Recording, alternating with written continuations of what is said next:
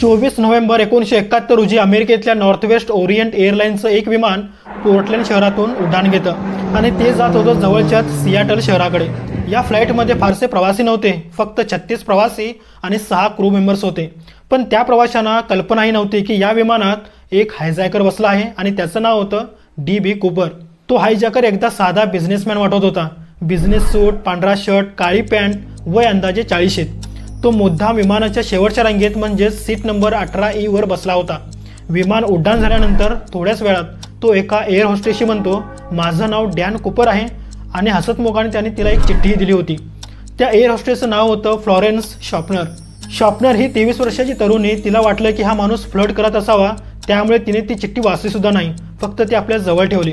हे पाहून कूपर तिला म्हणाला, ही चिठ्ठी वाच, माझ्याकडे बॉम्ब आहे।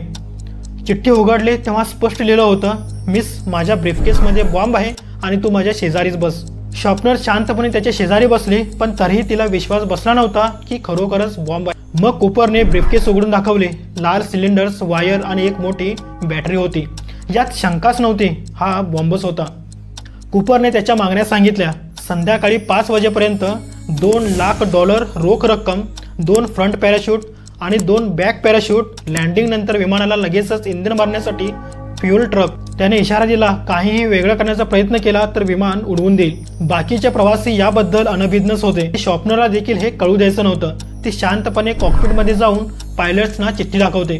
दुसरी एअर होस्टेस टीना मॅक्लो हिला माहिती देण्यात आली आणि ती कूपरच्या बाजूला जाऊन शांतपणे बसली। पायलट्सने एअर ट्रॅफिक कंट्रोलरला माहिती दिली आणि ही बातमी थेट एअरलाईनचे अध्यक्ष डोनाल्ड नायरॉब यांच्यापर्यंत पोहोचली।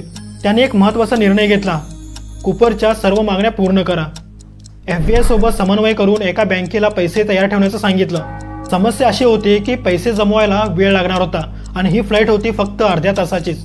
म्हणून पायलट्सना सांगितलं गेलं, विमान लँड न करता सियाटलवरच सतत फेऱ्या मारत राहा जोपर्यंत पैसे तयार होणार नाहीत। अर्ध्या तासाची फ्लाईट 3 तासांची झाली। प्रवासी याबद्दल अजूनही अनभिज्ञच होते। पायलट्सनी जाहीर केलं की तांत्रिक बिघाडामुळे उशीर होतोय। शेवटी 5:46 विमान सियाटल विमानतळावर उतरवलं गेलं। कूपरच्या आदेशानुसार विमान मुख्य टर्मिनलपासून दूरच थांबवलं गेलं। एअरलाईनचा प्रतिनिधी पैसे आणि पॅराशूट घेऊन विमानाजवळ आला। कूपरने पैसे आणि 4 पॅराशूटही घेतले आणि मग प्रवासीवर एअर होस्टेसना उतरू दिलं, पण फक्त टीना मॅक्लोला सोडून। यानंतर विमानात इंधन भरलं गेलं आणि पुन्हा उड्डाण झालं। आता फक्त पायलट्स, टीना आणि कूपर होते। कूपरने टीनाला सांगितलं, तू कॉकपिटमध्ये जा आणि दरवाजा आतून लॉक कर। आता कॉकपिटच्या बाहेर फक्त कूपर होता। पॅराशूट बाहेर काढले आणि उडी मारायची तयारी केली। थोड्याच वेळाने कॉकपिटमध्ये एक वॉर्निंग लाईट चमकला। विमानाच्या मागील भागातील जिना खाली सोडण्यात आला होता। त्या काळातील बोईंग 727 विमानामध्ये हे एक खास फीचर होतं। मागच्या बाजूला जिना खाली सोडता यायचा।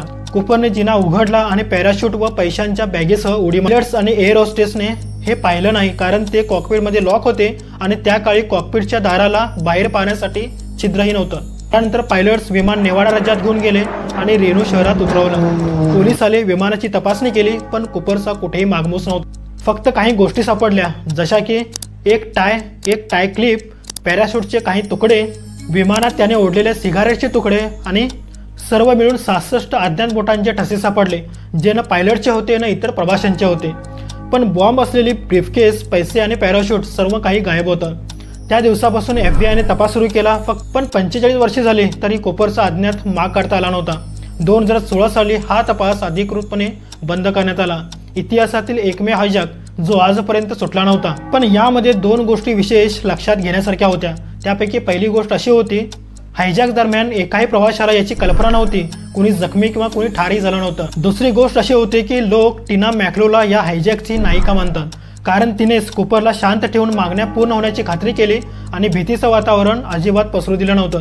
FBIचं मत होतं की तो वाचला असेल का? सुरुवातीला पोलिसांनी सांगितलं की अशा परिस्थितीत तो वाचणं अशक्यच आहे, कारण 10,000 फूट उंचीवरून पूर्ण अंधारात उडी मारली गेली, तेही भर पावसाळ्यात।